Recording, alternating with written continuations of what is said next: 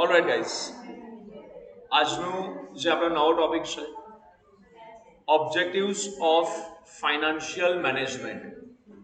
આપણે લાસ્ટ અમુક સેશન્સથી બની રહ્યા છે કે ફાઇનાન્શિયલ મેનેજમેન્ટ એટલે શું, એનું ઇમ્પોર્ટન્સ શું છે, એના સ્કોપ શું છે, કઈ જગ્યા પર ફાઇનાન્શિયલ મેનેજમેન્ટ કામ લાગે છે.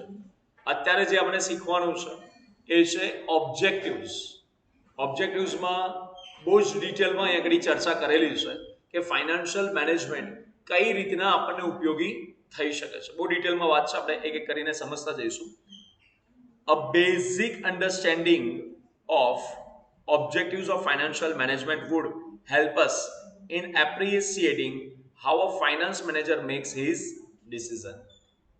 જો આના ઓબ્જેક્ટિવ્સને આપણે સમજીશું તો આપણને એ સમજણ પડશે કે ફાઇનાન્સ મેનેજર દ્વારા જે ડિસિઝન્સ લેવામાં આવે છે એ ડિસિઝન્સ એ કેવી રીતના લેતા હોય છે. બરાબર, તો એ ડિસિઝન કેવી રીતના લે છે આપણને સમજણ પડશે. Unless the basic objectives are clear, he cannot make proper financial decisions. Financial મેનેજરને જ્યાં સુધી કયા ઉદ્દેશ્યો માટે કામ કરી રહ્યો છે, કયા ઓબ્જેક્ટિવ્સ માટે કામ કરે છે ના ખબર હોય તો કોઈ પણ ડિસિઝન એ લઈ શકશે નહીં. આપણે નોર્મલ લાઈફમાં પણ જોઈએ તો ડિસિઝન લેવા માટે આપણે શેના માટે ડિસિઝન લઈ રહ્યા છે, કયા કારણ માટે ડિસિઝન લઈએ છીએ, પર્પઝ તો આપણને ખબર હોવી જોઈએ ને. તો લાઇકવાઇઝ ફાઇનાન્સ મેનેજરનું it has traditionally been argued that the objective of a company is to earn profit. આપણે પારંપરિક રીતે જોઈએ તો પહેલેથી જ કંપનીઓનો ઉદ્દેશ્ય શું રહ્યો છે કે વધારેમાં વધારે નફો કમાવાનો. તમે જુઓ ને, પહેલાના સમયથી જ્યારે કંપનીઓ ચાલુ થઈ, જ્યારે એકદમ ઇનિશિયલ ઇન્ડસ્ટ્રીયલ રિવોલ્યુશન જે થયું તેમાં કંપનીઝનો મેઇન ટાર્ગેટ શું હતો?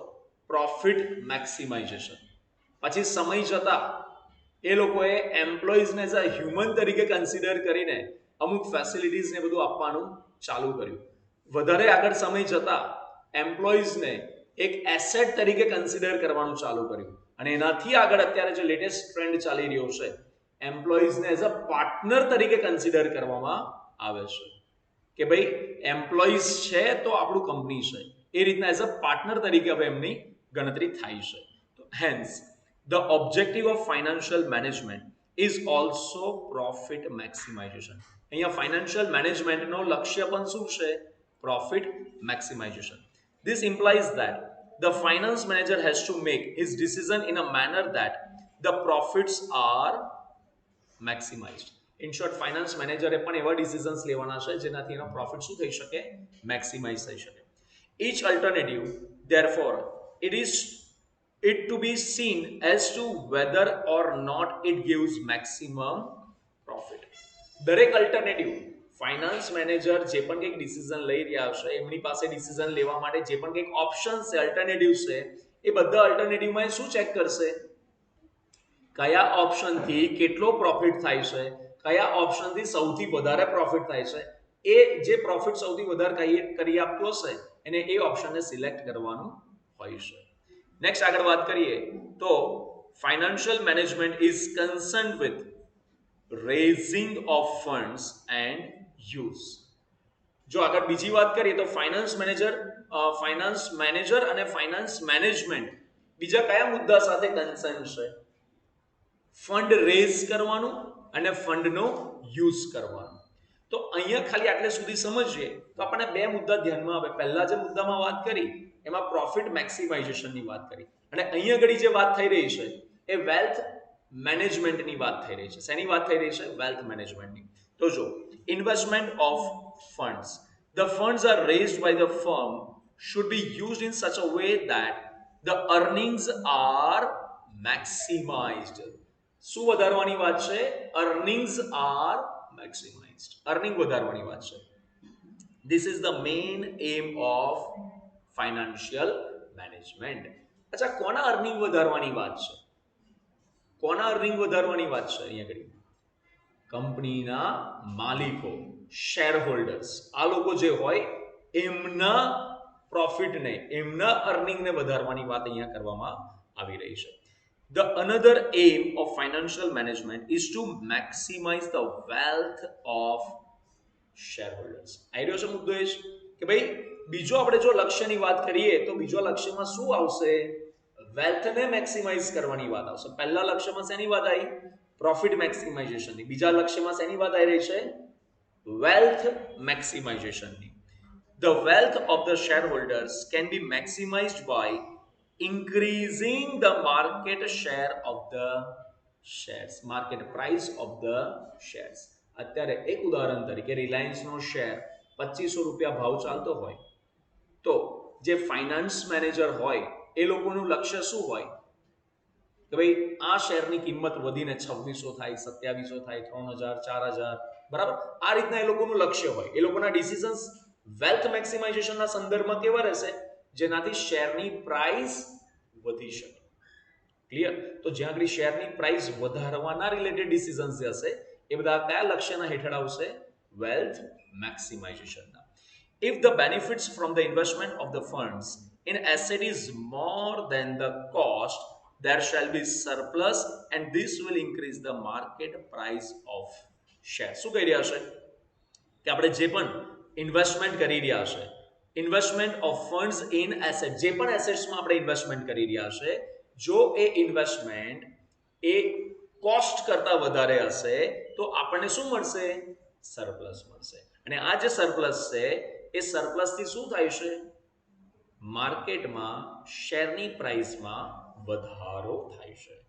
This raise the market price of shares will maximize the wealth of shareholder. આ જે વધેલો માર્કેટ પ્રાઇસ જે છે ને, શેરની પ્રાઇસ જે માર્કેટમાં વધે છે એ અલ્ટિમેટલી શેર હોલ્ડર્સ માટે શું કહેવાય છે? પ્રોફિટ. શું કહેવાય છે?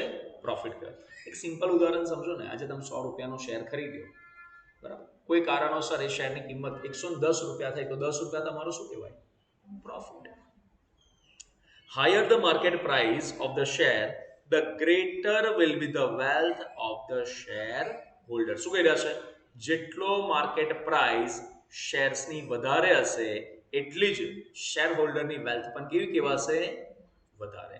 So there are two main objectives of financial management. કયા બે મેઇન ઓબ્જેક્ટિવ કીધા હશે ભાઈ? Profit maximization and wealth maximization. આ બે મેઇન એના ઓબ્જેક્ટિવ આપ્યા છે. હવે આપણે બંને ઓબ્જેક્ટિવને બિલકુલ ડિટેલમાં સમજવાનો પ્રયાસ કરીશું. ચલો, ફર્સ્ટ પોઈન્ટ કયો આપ્યો છે આપણને? Profit મેક્સિમાઇઝેશન. Profit earning is the main aim of the business. The business must earn profit to cover its cost. શું કોઈ બિઝનેસ માટે પ્રોફિટ કમાવો એ ખરાબ બાબત છે? ના, સહેજ પણ નહીં. કેમ નથી? કારણ કે કોઈ પણ બિઝનેસનું અસ્તિત્વ શેના પર ટકેલું છે? કે કેટલા રૂપિયા કમાય છે. બરાબર? તમે આજે કોઈ નાનકડો કેસ સ્ટડી આપણે લેવો હોય તો તમે માર્ક કરો, અમુક બિઝનેસીસ બહુ જ ઝડપથી આગળ વધી જાય છે અને અમુક બિઝનેસીસ વર્ષોથી માર્કેટમાં છતાં એ લોકો આગળ વધી નથી શકતા. એના ઘણા બધા કારણો હોઈ શકે. એમાંનું એક કારણ કયું છે? પ્રોફિટ જે વધારે કમાવાનો એ ઘણા બિઝનેસીસ વધારે કમાઈ નથી શકતા. એના કારણે વર્ષોથી માર્કેટમાં હોવા છતાં પણ એ લોકો વધારે કંઈ મોટો બિઝનેસ કરી શકતા નથી. Next, no business can survive without profit. કોઈ પણ બિઝનેસ પ્રોફિટ વગર અસ્તિત્વ ટકાવી શકવાના નથી. હું આજે કોઈ બિઝનેસ ચાલુ કરું, બરાબર, આમ આપણે નોર્મલી બોલાતું હોય છે કે કોઈ પણ બિઝનેસને માર્કેટમાં ટકાવવો હોય ને તો તમારે 3 વર્ષ સુધી તપ કરવું પડે, 1000 દિવસ સુધી તપ કરવું પડે, ત્યારે જઈને માર્કેટમાં બિઝનેસ સેટઅપ થાય. પણ આ બહુ ફાસ્ટ વર્લ્ડ છે, બહુ ફાસ્ટ વર્લ્ડ છે. અત્યારે લોકો 1-2 મહિનાની અંદર જજમેન્ટ લઈ લેતા હોય છે. બરાબર? મેજોરિટી બિઝનેસીસ કહું છું, બધા નહીં, મેજોરિટી બિઝનેસીસ પોતાના ઇન્સેપ્શનના ફર્સ્ટ યરની અંદર બંધ થઈ જાય છે. શરૂ થાય એના પહેલા 1 વર્ષમાં 90 થી લઈને 99% બિઝનેસીસ બંધ થઈ જાય છે. અને શું કારણ હોઈ શકે? પ્રોફિટ. પ્રોફિટ એક મેજર કારણ હોય છે. આજે બિઝનેસ ચાલુ કર્યો, સેલ્સ ના થતું હોય તો પ્રોફિટ થાય? ના થાય. પણ જે ખર્ચા આપણે નક્કી નિર્ધારિત થયા હોય એ ખર્ચા તો તમારે કમ્પલસરી કરવા જ પડે ને. કોઈ વ્યક્તિ પોતાના બિઝનેસમાં જેટલા રૂપિયા, કોઈ વેલ્ધી વ્યક્તિ હશે તો પોતાના બિઝનેસમાં રૂપિયા ઇન્ફ્યુઝ કર્યા કરશે, પણ કોઈ મિડલ ક્લાસ વ્યક્તિ, કોઈ બિઝનેસમાં ક્યાં સુધી પોતાના ઘરના રૂપિયા લાવી શકશે, એની પણ એક લિમિટ હોય. તો એટલા માટે અહીંયા કીધું છે કે કોઈ પણ બિઝનેસનો એક પ્રાઇમરી ઓબ્જેક્ટિવ શું હોવો જોઈએ? પ્રોફિટ અર્ન કરવાનો. Profit also serves as a protection against the risk and adverse condition. કાલે ઉઠીને કંઈક બિઝનેસમાં કંઈક ગડબડ થઈ, બરાબર, કોઈક એવી પરિસ્થિતિ નિર્માણ થઈ કે જ્યાં આગળ બિઝનેસે કોરોના જેવી પરિસ્થિતિ આવી ગઈ, બરાબર, કે જ્યાં આગળ કેટલા બધા બિઝનેસીસ બંધ થઈ ગયા. હવે સમજો કોઈ બિઝનેસ ઓલરેડી પાછલા વર્ષોમાં પ્રોફિટ કમાયેલા હોય તો એ પોતાના બિઝનેસને કોરોના જેવા સમયમાં પણ ટકાવી શકે. પણ જે લોકો પ્રોફિટ ના જ કમાયા હોય તે એ લોકો માટે એવા પરિસ્થિતિ એટલી ખરાબ હતી કે ત્યાં આગળ એ સમયમાં બિઝનેસ ટકાવવાનો તો છોડો, પોતાના ઘરમાં શાકભાજી અનાજ કેવી રીતના આવશે ને એ ઘણા લોકો માટે બહુ મોટો પ્રશ્ન થઈ ગયો હતો, રાઈટ? તો આ વસ્તુ આપણે જરા ધ્યાનમાં રાખવી પડશે. 10. Accumulated profits are very much useful to face the adverse condition of the business. એટલા જ માટે કીધું છે. એડવર્સ પરિસ્થિતિ એટલે કોઈ અડચણો આવી, કોઈ મુશ્કેલીઓ આવી, કોરોના જેવો કોઈ સમય આવી ગયો, તો આવી પરિસ્થિતિમાં બિઝનેસને કોણ ટકાવી શકશે? પાછલા વર્ષોમાં કરેલો પ્રોફિટ, અને પ્રોફિટ પાછો ખર્ચી નાખેલો નહીં, એક્યુમ્યુલેટેડ પ્રોફિટ શબ્દ છે. કયો શબ્દ છે? એક્યુમ્યુલેટેડ, એટલે ભેગો કરેલો પ્રોફિટ. પ્રોફિટ કમાઈને સાચવવો પડશે. Like raise in material prices, increase in wage rates, reduction in selling price due to severe competition with other firms, adverse government policies. આ બધા adverse effects આપણે કહી શકાય. આપણે કહીએ કે ધંધાને કયા કયા adverse conditionનો સામનો કરવો પડી શકે, આ બધા adverse conditionના ઉદાહરણો છે. કયા કયા condition લખ્યા જો ફરી એકવાર. મટીરિયલની કિંમતોમાં વધારો થઈ ગયો, વેજ રેટ વધી ગયા, reduction in selling price, competition વધી ગઈ, બીજી ફર્મ્સ સાથેની કોમ્પિટિશનમાં વધારો થયો, ગવર્મેન્ટ એવી કોઈ પોલિસી લઈ આવી કે જે આપણા ખિલાફમાં છે, આપણા વિરોધમાં છે, આપણા ધંધાના વિરોધમાં છે. તો આવી બધી પરિસ્થિતિમાં ધંધાને ટકાવવા માટે શેની જરૂર પડશે? પ્રોફિટની, right? 10. Profit maximization is the main goal of the business. Next, following arguments are in favor of profit maximization. અમુક એવી આર્ગ્યુમેન્ટ્સ છે કે જે કહી રહી છે કે હા ભાઈ કોઈ પણ બિઝનેસે પ્રોફિટ કમાવવો જોઈએ, એના ફેવરમાં અમુક આર્ગ્યુમેન્ટ્સ કરવામાં આવેલી છે કે ભાઈ જે સપોર્ટ કરે છે કે ના ભાઈ ધંધા પ્રોફિટ તો કમાવવો જ જોઈએ, રાઈટ? ચલો તમે મને કહો ધંધામાં પ્રોફિટ કમાવવો કેમ જરૂરી છે? એકાદ બે કોઈ ઉદાહરણ આપો. ધંધામાં પ્રોફિટ કમાવાથી એને શું ફાયદો થઈ શકે? તમારે આર્ગ્યુમેન્ટ આપવી હોય તો તમે શું આર્ગ્યુમેન્ટ આપી શકો? ધંધાને ટકાઈ રાખવા માટે, કન્ટિન્યુ રાખવા માટે, સર્વાઈવલ માટે. ઓકે, પછી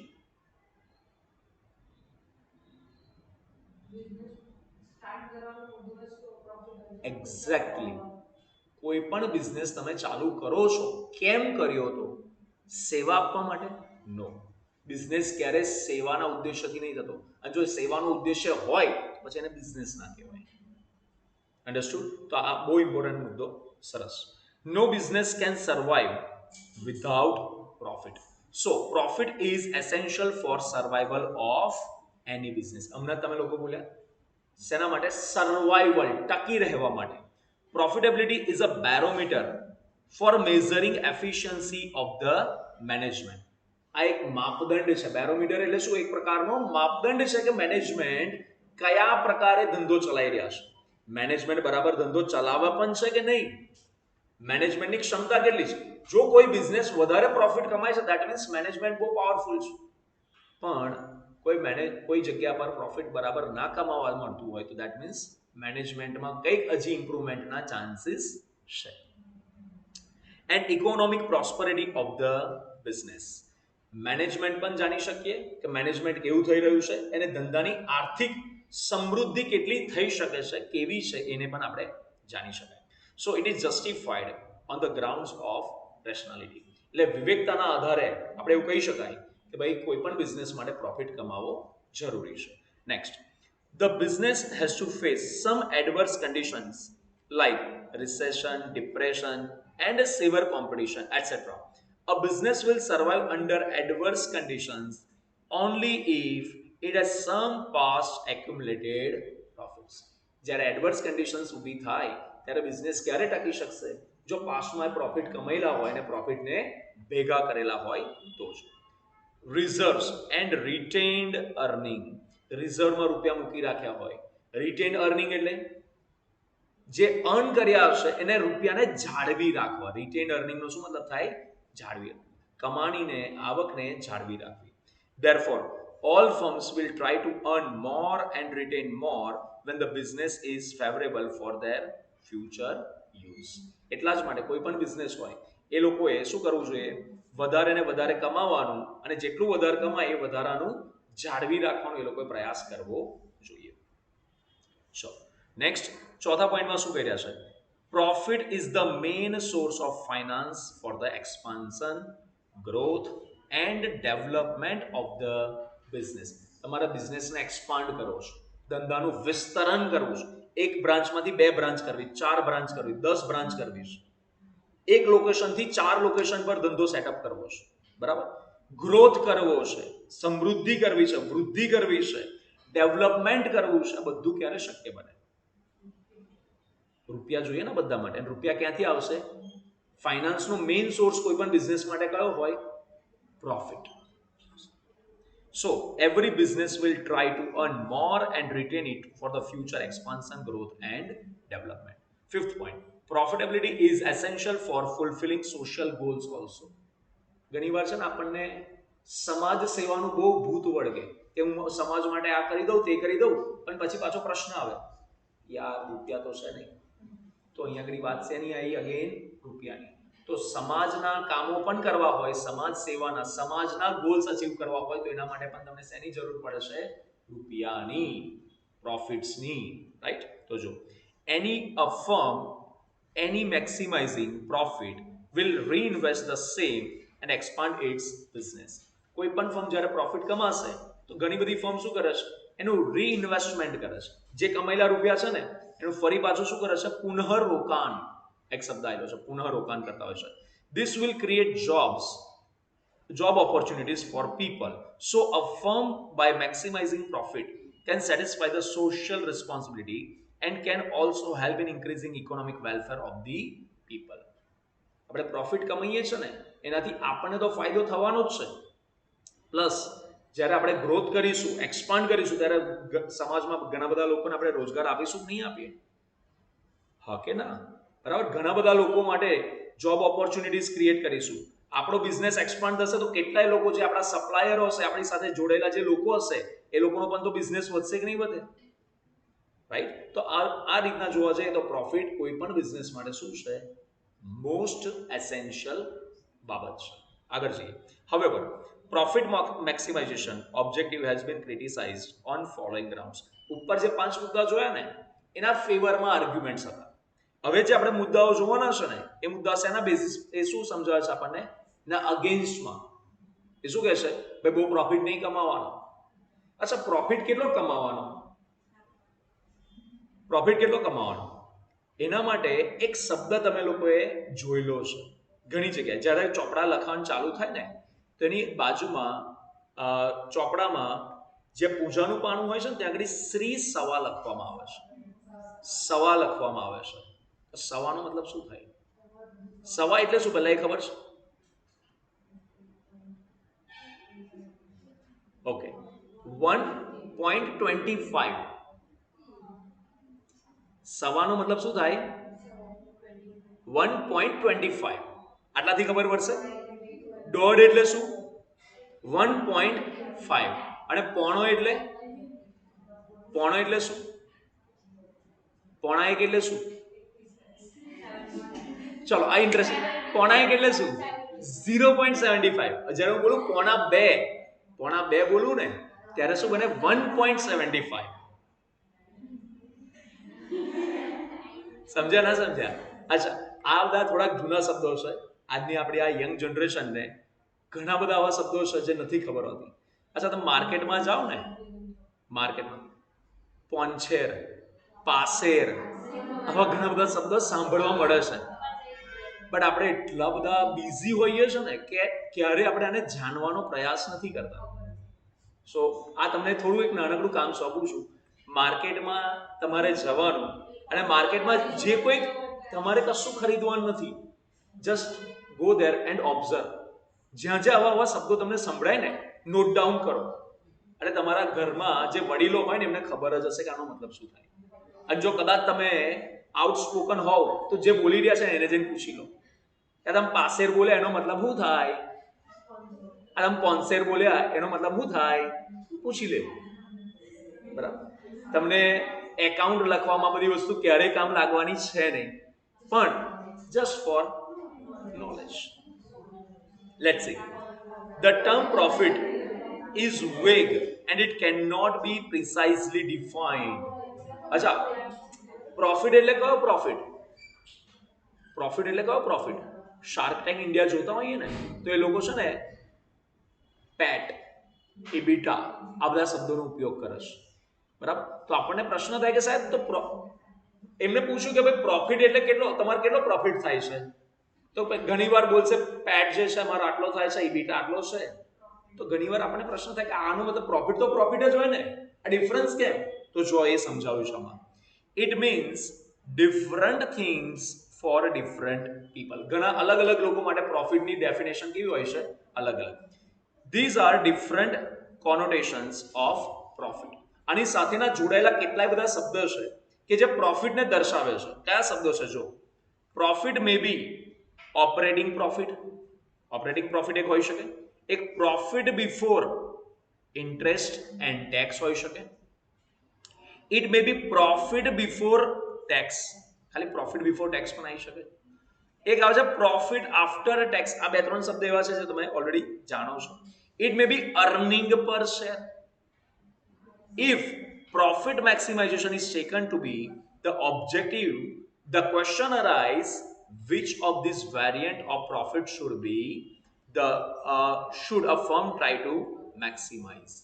જ્યારે આપણે પ્રોફિટની વાત કરીએ ને તો ફર્મે આ પણ ડિસાઈડ કરવું પડશે કે પ્રોફિટની જ્યારે બોલીએ તો કયા પ્રોફિટની વાત ચાલે છે. અહીંયા એ પેટની વાત ચાલે છે, પ્રોફિટ બિફોર ટેક્સની વાત ચાલે છે, પ્રોફિટ બિફોર ઇન્ટરેસ્ટ એન્ડ ટેક્સની વાત ચાલે છે, કયા પ્રોફિટની વાત ચાલે છે એ લોકો આ પણ ડિફાઇન કરવું પડશે.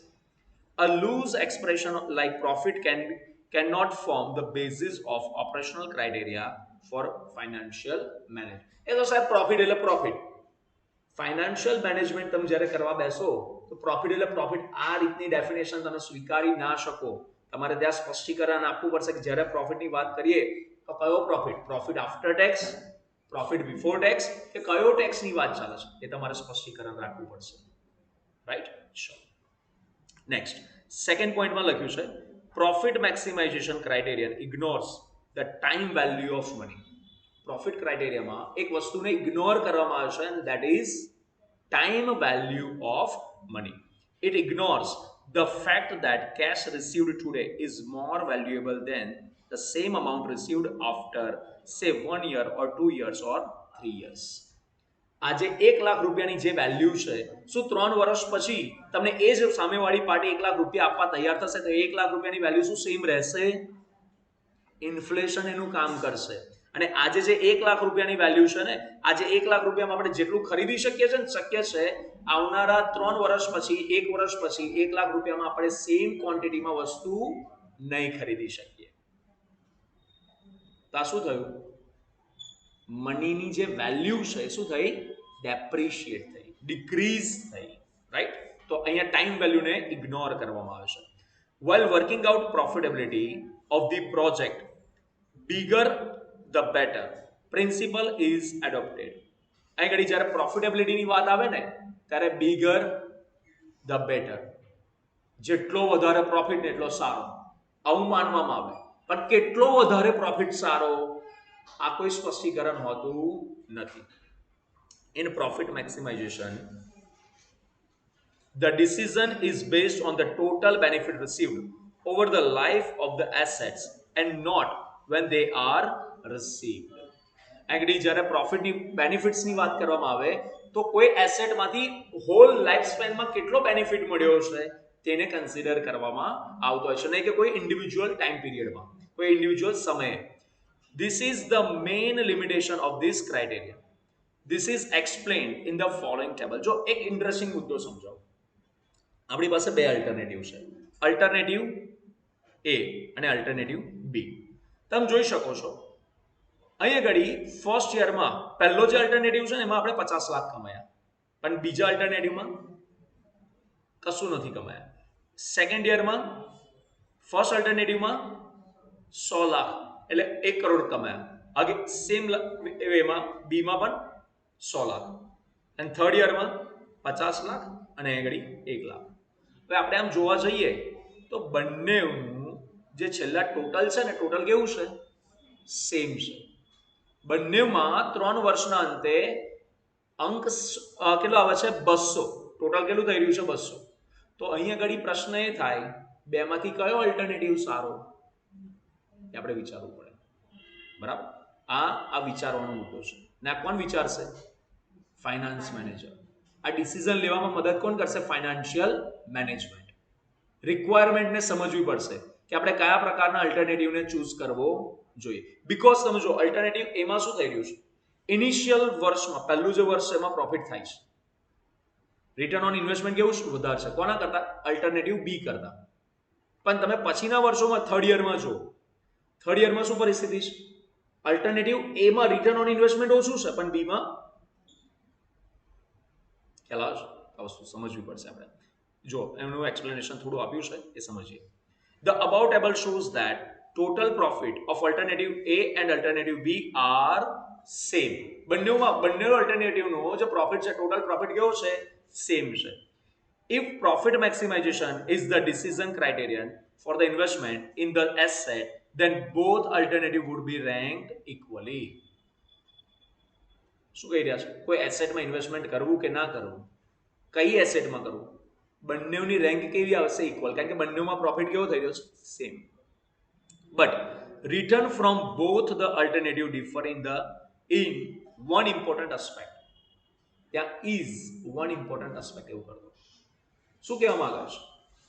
પ્રોફિટ બંનેનો સેમ છે પણ રિટર્ન ઓન ઇન્વેસ્ટમેન્ટ જે છે બંનેનું કેવું છે? અલગ અલગ છે. જો alternative A provides higher return in earlier year and alternative B provides larger return in later year. Alternative A શું કરે છે? શરૂઆતના વર્ષોમાં વધારે રિટર્ન કમાઈને આપે છે.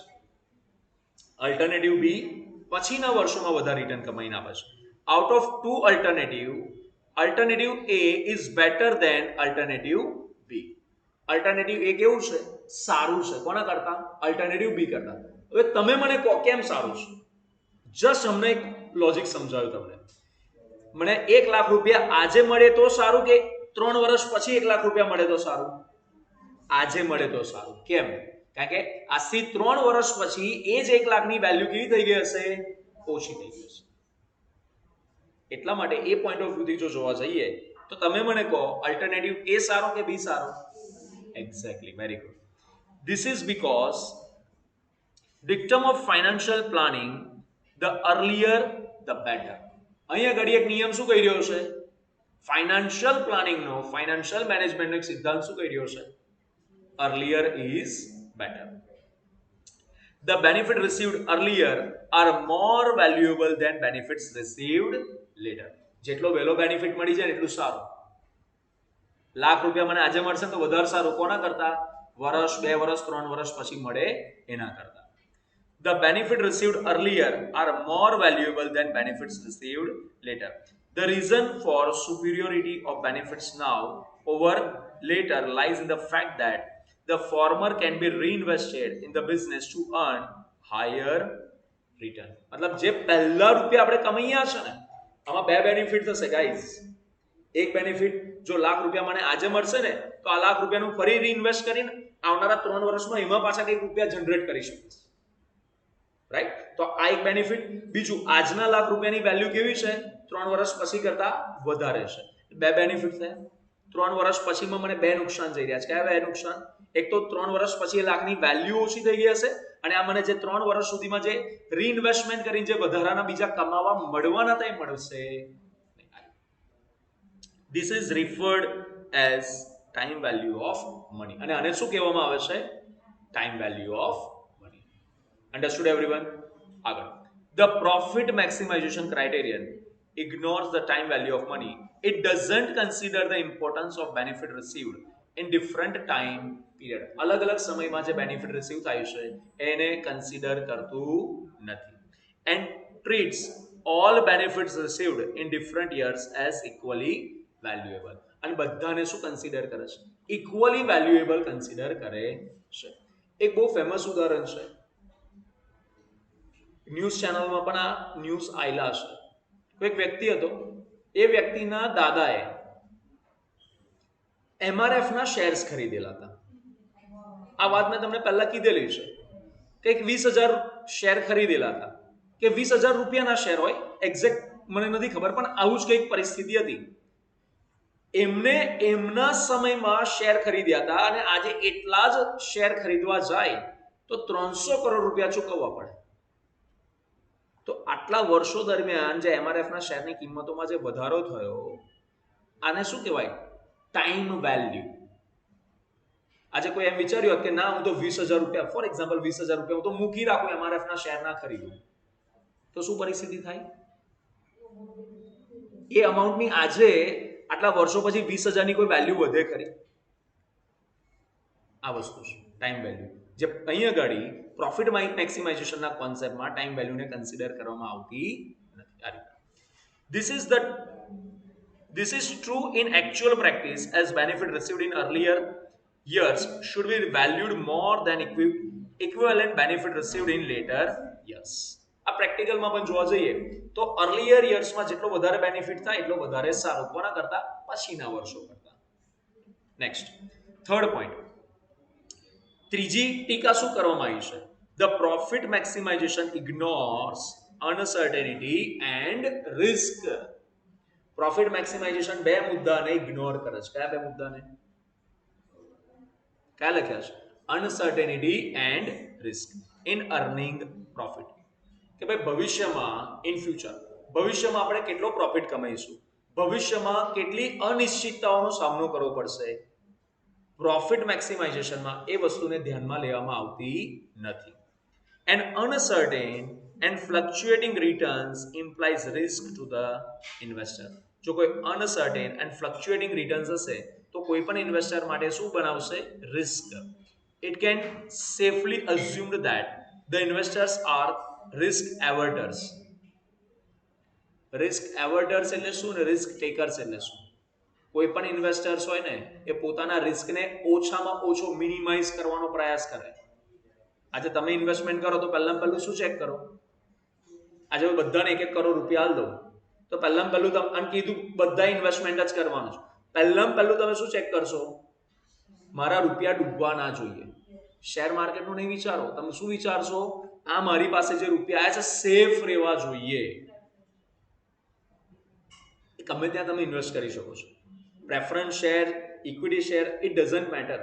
કોઈ ગોલ્ડનું ખરીદવાનું વિચારે, કોઈ કહેશે હું તો રિયલ એસ્ટેટમાં ઇન્વેસ્ટમેન્ટ કરી લઉં, કોઈ કહેશે હું તો પોતાનો બિઝનેસ ચાલુ કરી દઉં, કોઈ કહેશે હું તો ટેક્સી લઈને ભાડા પર ચડાવી દઉં. કોઈ પણ આવી રીતના તમારા ડિસિઝન હોઈ શકે, બટ પહેલો તમારો કન્સર્ન શું રહેશે? એક્ઝેક્ટલી મારા રૂપિયા ડૂબવા જોઈએ. That is, they want to avoid or at least minimize the risk. એ લોકો રિસ્કને અવોઇડ કરવાનો પ્રયાસ કરે છે અથવા તો રિસ્કને મિનિમાઇઝ કરવાનો પ્રયાસ કરે છે. They can therefore be reasonably expected to have preference for a return which is more certain in the sense that it has less fluctuation over the years. એટલા માટે એ લોકો એવી જગ્યા પર ઇન્વેસ્ટમેન્ટ કરવાનું વિચારશે જ્યાં ઘડી ફ્લક્ચ્યુએશન કેવું હોય? ઓછું હોય. રિસ્ક કેવું હોય? ઓછું હોય. The following table will clarify the uncertainty and risk in earning profit. ચલો હવે ટેબલ પરથી આપણે સમજવાનો પ્રયાસ કરીએ.